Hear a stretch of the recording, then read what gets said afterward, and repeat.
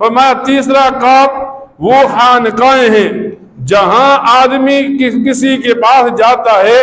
وہاں ایک پیر بیٹھا ہے جو اللہ اللہ سکھا رہا ہے۔ آج کل کے دور کے پیروں کی طرح نہیں، آج کل تو یوں ہوتا ہے آدمی جاتا ہے سامنے ایک پیر بیٹھا ہے، شریعت کے خلاف حکم دیتا ہے، نہ اس کے چہرے پر داڑھی ہے نہ وہ نماز پڑھتا ہے، لیکن لوگ سمجھتے ہیں یہ دین والا ہے، حالانکہ یہ رحمان کا پیروکار نہیں، یہ شیطان کا پیروکار ہے۔ آج کل لوگوں نے خانقاہیں بنائی، پیر بننے شروع ہوئے تو لوگوں نے دکانیں کھول لی، ہر آدمی اپنی دکان چمکا رہا ہے، حالانکہ پیر اسے کہتے ہیں کہ بندہ جب اپنے پیر کو دیکھے اسے خدا یاد آ جائے، وہ چھوٹی سی چھوٹی سنتوں کو زندہ کرنے والا ہوتا ہے۔ فرمایا ایک آدمی ان تمام ذریعوں سے دور ہے، وہاں اسے بتایا اب الہ کلمت اللہ کے لیے نکلا ہے، لوگوں کو کلمے کی طرف بلانا ہے۔ اور اس دور کے اندر جب آدمی دیکھتا ہے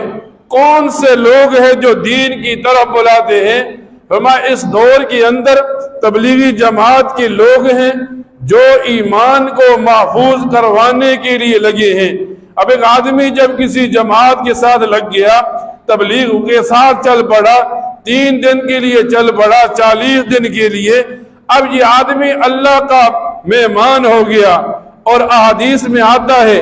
جب بندہ اللہ کے راستے میں نکلتا ہے اللہ اس بندے کا بھی محافظ بن جاتا ہے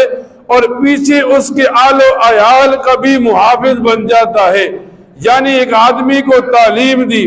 اب یہ آدمی جیسے جیسے تبلیغ میں چلتا ہے اس کا ایمان محفوظ رہتا ہے۔ چلو ایک آدمی مکہ مدینہ نہیں جا سکتا، مدارس کے ساتھ چل کر اپنا دین محفوظ کرے، مدارس کے ساتھ نہیں چل سکتا، اب اسے بتایا گیا خانقاہوں کے اندر جا کر اپنے تزکیے کے ساتھ ایمان محفوظ کرے، نہیں چل سکتا۔ فرمایا یہ تبلیغی جماعت کے ساتھ چل کر تبلیغی جماعت مسجد میں آئے